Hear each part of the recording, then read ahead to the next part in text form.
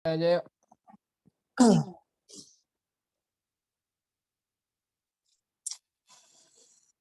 Baiklah, sebelumnya Assalamualaikum warahmatullahi wabarakatuh. Kami dari kelompok 6 yang beranggotakan Farah Fahrul Umah, Diendra Aprilia Dewi, Ersis Ramadan, dan Rahmawati Wibawa ingin mempresentasikan materi yang berjudul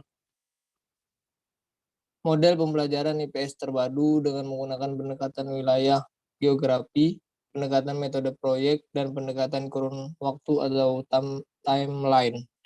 Akan dibacakan oleh pembaca pertama. Persilakan. Pendekatan wilayah geografi. Next. Pengertian pendekatan wilayah. Wilayah atau regional adalah suatu wilayah yang memiliki karakteristik tertentu yang membedakan diri dengan wilayah-wilayah lain yang ada di sekitarnya. Sedangkan pengertian geografi dalam buku menurut beberapa ahli adalah Sam Locke pada tahun 1988.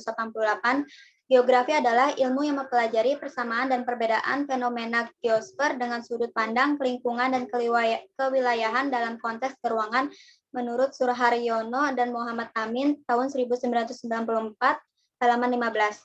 Jadi pendekatan geografi adalah suatu metode atau cara untuk memahami berbagai gejala dan fenomena geosfer atau khususnya interaksi antara manusia terhadap lingkungannya. Next.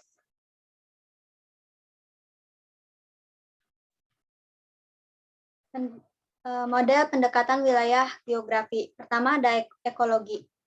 Pendekatan ekologi merupakan sebuah studi yang mempelajari tentang interaksi antara organisme yang masih hidup dengan lingkungan sekitarnya.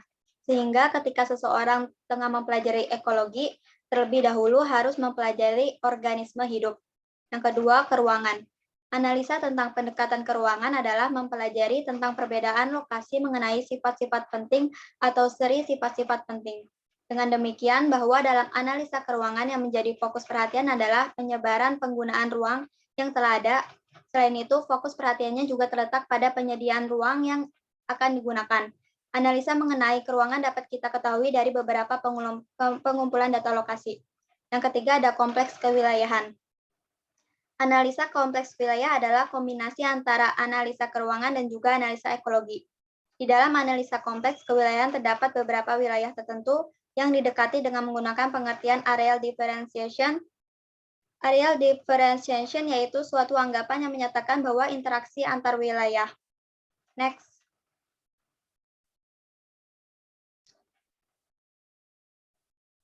Tiga, merancang model pembelajaran IPS terpadu dengan menggunakan pendekatan wilayah. Merancang model pembelajaran IPS terpadu dengan menggunakan pendekatan wilayah yaitu A. Menganalisis suatu gejala geografi, memperhatikan penyebaran gejala dan interaksi antara variabel manusia dan lingkungan untuk dipelajari kaitannya.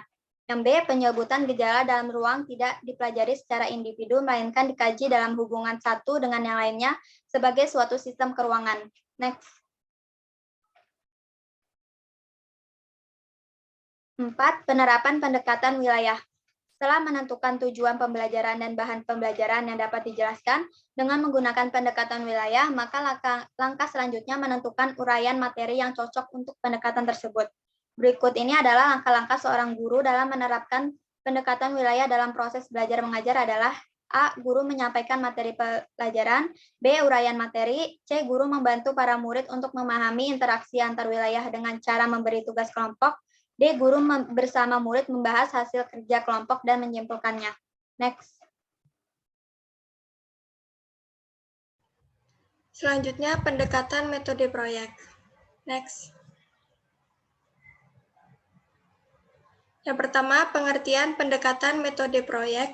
Metode proyek adalah suatu jenis kegiatan memecahkan masalah yang dilakukan oleh perseorang atau sekelompok kecil.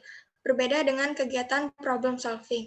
Dalam metode proyek ini biasanya dihasilkan produk nyata seperti peta, market, model, diorama yang mempunyai nilai intrinsik bagi peserta didik yang menghasilkan.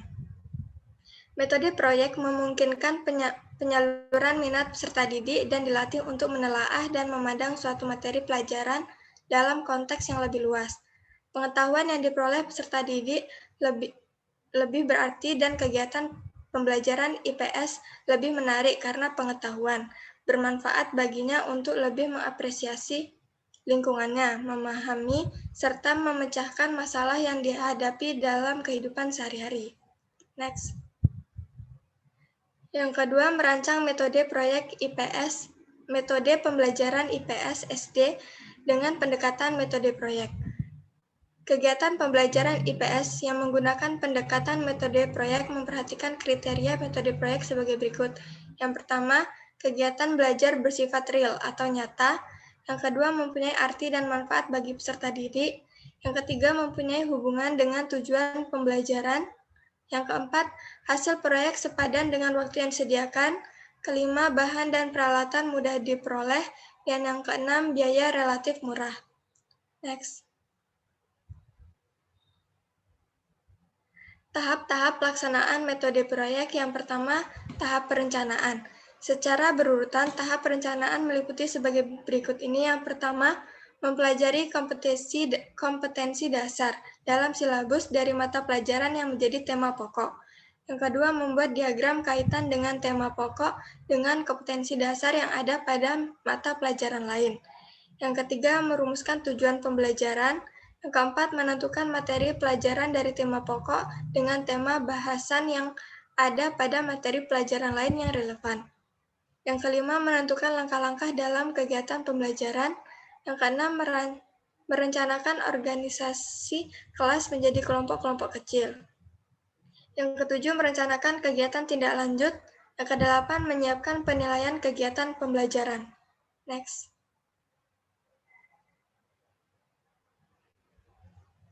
Pada tahap yang kedua yaitu tahap pelaksanaan. Yang pertama, guru mengemukakan tema pokok. Yang kedua, guru mengajak peserta didik untuk mengaitkan tema proyek dengan berbasis mata pelajaran. Nah, guru ini membimbing jalannya diskusi. Yang ketiga, sesudah diagram kaitan tema pokok dengan mata pelajaran lain itu terbentuk, guru membagi kelas dalam beberapa kelompok sebanyak mata pelajaran yang tergabung dalam tema pokok tersebut. Lalu yang keempat, tiap kelompok merencanakan bagaimana melakukan kegiatan pembelajaran yang berhubungan dengan materi yang berkaitan dengan tema pokok. Guru membimbing dan memberikan bantuan kepada peserta didik. Tiap kelompok mendiskusikan dan mencatat hasil diskusi. Next.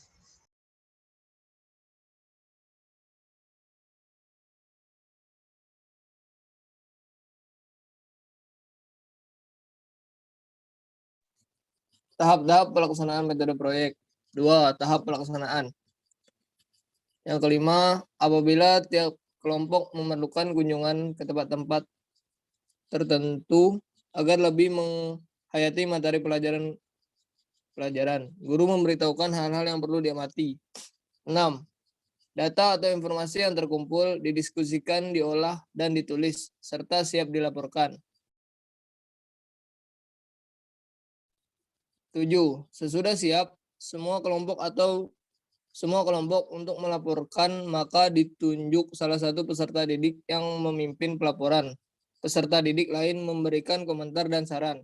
8. Guru kadang-kadang memberi bantuan saran sepenuhnya. 9. Berdasarkan komentar dan saran, kelompok mendiskusikan dan bersepakat untuk menambah atau mengurangi serta menyempurnakan laporan. Guru membantu peserta didik untuk memenuhi hubungan tema pokok dengan mata pelajaran lain.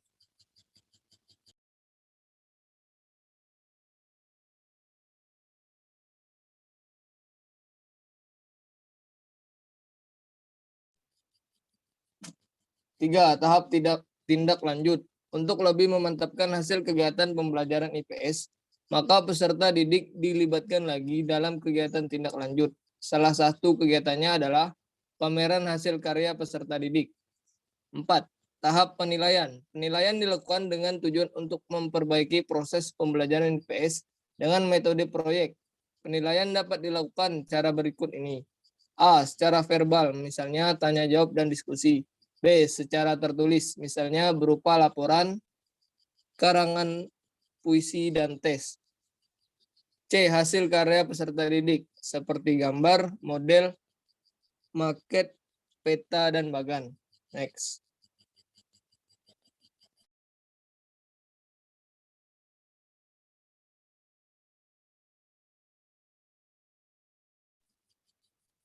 Penerapan pendekatan metode proyek. Sebagai contoh, ambil salah satu silabus dalam kurikulum sekolah dasar kelas 4 semester 1 sebagai berikut. 1. Kompetensi dasar atau KD. Kemampuan menunjukkan jenis dan persebaran sumber daya alam serta pemanfaatannya untuk kegiatan ekonomi di lingkungan setempat. 2. Materi pokok atau pokok bahasan sumber daya alam dan kegiatan ekonomi. 3. Hasil belajar dan indikator. A. Menguraikan sumber daya alam yang ada di lingkungan setempat. 1. Mengidentifikasikan jenis-jenis sumber daya alam dan kaitannya dengan kegiatan ekonomi. 2. Menggunakan peta setempat untuk menunjukkan persebaran sumber daya alam.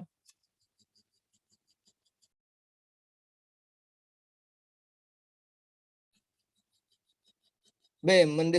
Mendeskripsikan manfaat sumber daya alam yang ada di lingkungan setempat. 1. Menjelaskan manfaat sumber daya alam yang ada di lingkungan setempat. 2. Menjelaskan perlunya menjaga kelestarian sumber daya alam sekitar. C. Menjelaskan hubungan sumber daya alam dengan kegiatan ekonomi masyarakat. 1. Menjelaskan bentuk-bentuk kegiatan ekonomi di lingkungannya. 2. Membuat daftar tentang kegiatan pemanfaatan sumber daya alam setempat untuk kegiatan ekonomi. 3. Menjelaskan pengaruh kondisi alam terhadap kegiatan ekonomi. Next.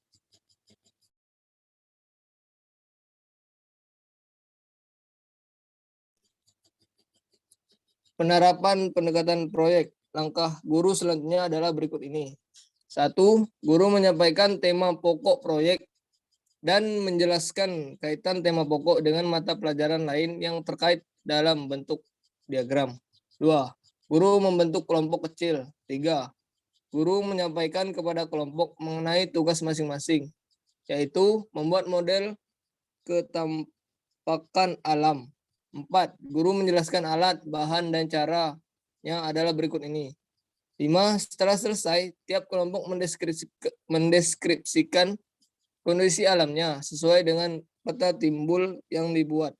6. Kemudian dilakukan diskusi antar kelompok yang dipimpin oleh salah satu peserta didik. Guru sebagai motivator. 7. Setelah mendapat saran dan komentar dari kelompok lain, bersepakat untuk mengurangi atau menambah isi laporan. 8. Guru membantu memahami hubungan tema pokok dengan mata pelajaran lain. 9. Kemudian dilakukan pameran hasil karya peserta didik antara kelompok berupa peta timbul dan laporan. 10. Guru melakukan penilaian terhadap peta yang dibuat dan dilaporkan. Next.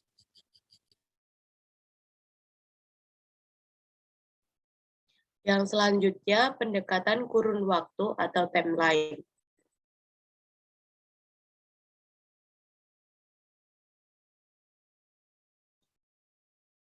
Pengertian pendekatan kurun waktu. Menurut ISDAQ 2020, pendekatan kurun waktu adalah pendekatan yang digunakan dalam kegiatan belajar mengajar untuk memecahkan masalah dengan menekankan urutan waktu kejadian atau kronologis, sehingga dapat diketahui pertumbuhan dan perkembangannya.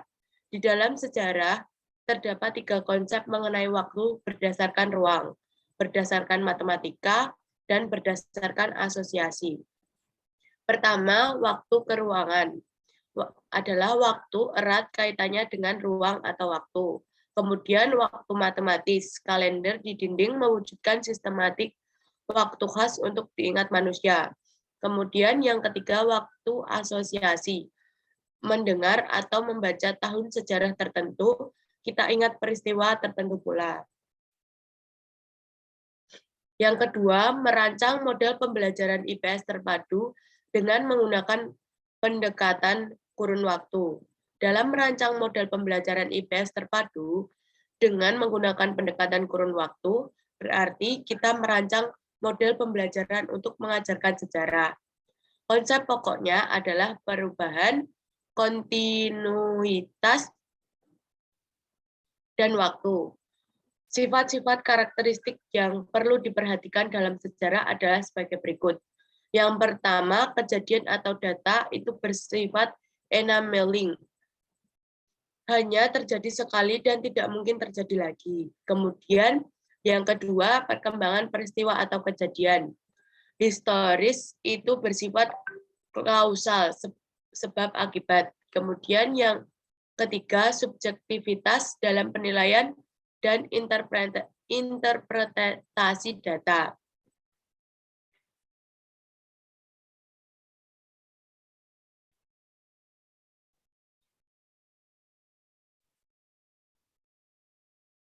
Kemudian yang selanjutnya, motivasi yang dapat digunakan dalam pembelajaran IPS yang menggunakan pendekatan kurun waktu agar tidak membosankan, antara lain satu, menggunakan objek atau benda, misalnya menggunakan benda sejarah, menunjukkan perangko, bergambar kejadian sejarah. Kemudian menggunakan peta atau global. Yang C, dengan melempar problem, misalnya bagaimana perkembangan sejarah Jawa andai kata Sultan Agung tidak inlight dalam mengembangkan politik maritim. D, menggunakan sosiodrama. E, menggunakan rekaman musik atau lagu. Yang selanjutnya menggunakan pernyataan menarik dan provokatif, misalnya implementasi sudah imperialisme sudah mati, tetapi belum dikubur. Yang ketiga adalah penerapan pendekatan kurun waktu. Guru mengambil kurikulum sekolah dasar kelas 6 semester 1. Langkah-langkah selanjutnya adalah sebagai berikut. 1. Memahami kompetensi dasar, kemampuan menganalisis peristiwa di sekitar proklamasi. Yang kedua, materi pokok, yaitu peristiwa sekitar proklamasi. Yang ketiga, indikator materi menceritakan peristiwa penting dalam proklamasi. Yang keempat, menyampaikan materi pembelajaran berdasarkan indikator materi di atas dengan ceramah. Yang kelima, mengadakan tanya-jawab mengenai apa yang disampaikan beserta mengamati bukti-bukti sejarah seperti foto-foto, gambar-gambar, poster saat proklamasi. Kemudian yang keenam adalah berikan tugas kepada siswa untuk membuat laporan sejarah di mana mereka tinggal berdasarkan informasi dari narasumber setempat. Kemudian yang ketujuh adalah menyimpulkan materi pembelajaran secara garis besar. Dan yang terakhir yaitu mengadakan penilaian dan tindak lanjut.